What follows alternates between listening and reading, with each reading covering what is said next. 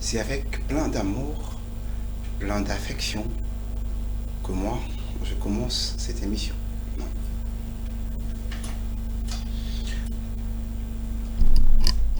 Voilà. Seuls les gens bien et non les gens forts ou riches qui vont vous aider dans la vie. Chers téléspectateurs, bienvenue dans l'émission Leçons du jour. Leçons du jour qui est une école de la vie, une école de pensée, une école de réflexion. Alors, c'est déjà parti. À chaque fois que vous avez l'occasion et que vous aurez l'occasion de me suivre devant vos petits écrans, ayez toujours l'habitude d'avoir un stylo et un bloc-notes à côté pour noter. Comme l'intitule de l'émission Leçons du jour, ici dans cette émission ou dans cette mini-programme, micro-programme, nous vous prodiguons des conseils. Nous enseignons, nous conseillons, nous interpellons, nous motivons, nous formons, et des fois aussi que nous divertissons. Alors, comprenez, ici, on parle de tout, sauf de n'importe quoi, sauf des impunités. Et comme d'habitude, si vous avez l'habitude ou coutume de suivre cette émission, nous ne pouvons jamais quitter l'émission sans vous prêcher. On ne prêche pas la parole des religieux, mais nous prêchons la parole de consciencieux. C'est-à-dire que cette émission ne tient pas compte des religions, elle est aussi apolitique. Alors, pour aujourd'hui, je veux vous parler de la surveillance. De la surveillance. Pourquoi j'ai choisi ces thèmes pour cette leçon de surveillance? Ou soit, en d'autres termes, je veux vous dévoiler un secret. Sur l'importance de la surveillance. Pourquoi nous devons surveiller? Pourquoi nous devons être éveillés? Alors, je m'en vais de prime abord de vous donner la définition de façon générale du mot surveillance. C'est le fait de garder l'œil, c'est le fait de s'informer, c'est le fait de protéger quelque chose. C'est le fait de peaufiner des modèles. Même d'éduquer. Car quiconque qui t'éduque, c'est celui-là qui a une surveillance sur toi. C'est aussi le fait de protéger. Alors aujourd'hui, je veux vous parler de la surveillance, mais plus du côté pensée. Pourquoi j'ai choisi la pensée? Parce que nous tous, l'univers est le fruit de la pensée d'une personne. Ah, là, je ne vais pas vraiment, comme je l'ai dit, je ne vais pas trop montrer. Du côté de la religion, on n'est pas là pour parler de la religion. Nous sommes le fruit ou le retombé de pensées de certaines personnes, de nos parents. Parce que tout commence là, dans la tête. Tout trouve vie là, dans la tête. Alors, de ces faits, surveillons nos pensées. Pourquoi nous devons surveiller nos pensées? Pourquoi nous devons surveiller nos pensées? Parce que nos pensées deviennent de mots. Waouh! La parole est souvent définie comme la matérialisation de la pensée. Donc, quand tu surveilles bien tes pensées, tes mots seront bien encheminés. Tu vas faire des bonnes constructions. Quand quelqu'un n'est pas bien, il réfléchit bien ce monsieur ici. C'est parce qu'avant de parler, tu as surveillé tes pensées, ton raisonnement, ta façon de cogiter ou de gamberger, et puis la transmission, elle a été bonne. Et nous ne devons pas seulement surveiller nos pensées, mais aussi le mot qui sont le fruit de nos pensées, nous devons le surveiller.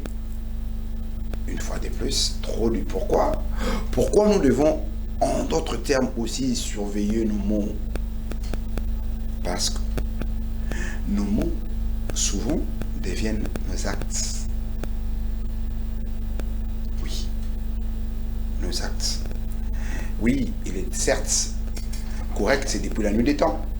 On nous a toujours appris que la bouche parle à l'abondance de cœur. Et souvent, nos ajustements, nos actes sont le souhait de nos mots, de nos paroles prononcées. Souvent.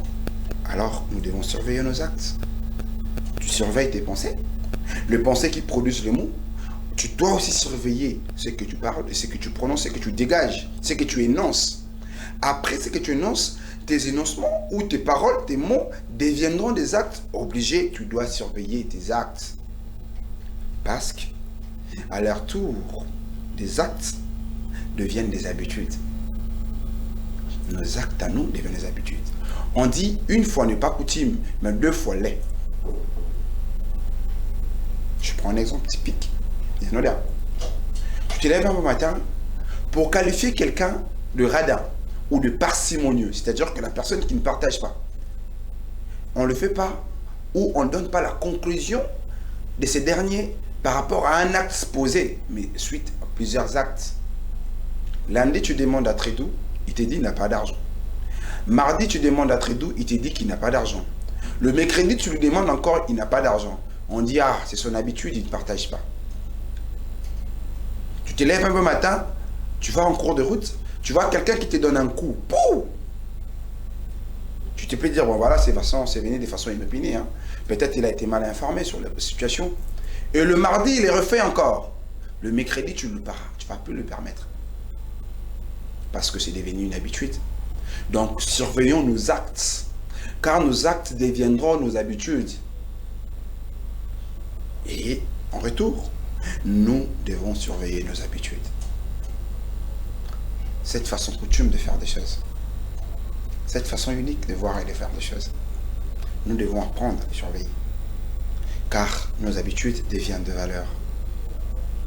Ta considération, ta personnalité dépend de tes habitudes, dépend de ton comportement, dépend de ta façon de voir et d'agir. Les gens te considéreront par rapport à ton comportement, par rapport à tes habitudes. Donc c'est l'ensemble de mots, de pensées, des actions, des agissements, des actes. Et ça crée ce qu'on appelle des valeurs. Des valeurs qui peuvent être d'autres, oui, ce sont des valeurs. Mais d'autres, ce ne sont pas aussi des valeurs, mais ce sont en quelque sorte des anti-valeurs. Donc il faut bien surveiller nos habitudes. Non, nous devons surveiller nos habitudes. Car je vous enseigne pas seulement à vous, mais je m'enseigne moi-même. Surveillons nos habitudes. Et pourquoi nous devons surveiller nos valeurs? Car les habitudes deviennent de valeurs. Et nous devons, en dernier lieu, surveiller nos valeurs. Car nos valeurs, comme je l'ai dit tantôt, deviennent notre personnalité. Décrivent notre personnalité. On reconnaît que Enoch, lui, est une bonne personne, c'est par rapport à ses valeurs. On dira que c'est un homme rempli des anti-valeurs, c'est par rapport à tes habitudes. Et tes habitudes seront décrites ou auront une mauvaise conclusion, ça seront par rapport à tes actes. Et tes actes seront très mal interprétés, c'est aussi par rapport à tes mots. Et tes mots seront très mal interprétés par rapport à tes pensées. Donc comprenons, nous devons surveiller nos pensées, nous devons surveiller nos mots, car nos pensées deviennent nos mots, et le mot deviennent des actes deviennent des habitudes deviennent de valeurs, et des valeurs deviennent ou décrivent la personnalité, et puis ta personnalité détermine ton destin. C'était Trédou Douélé, l'homme de tant de choses à dire.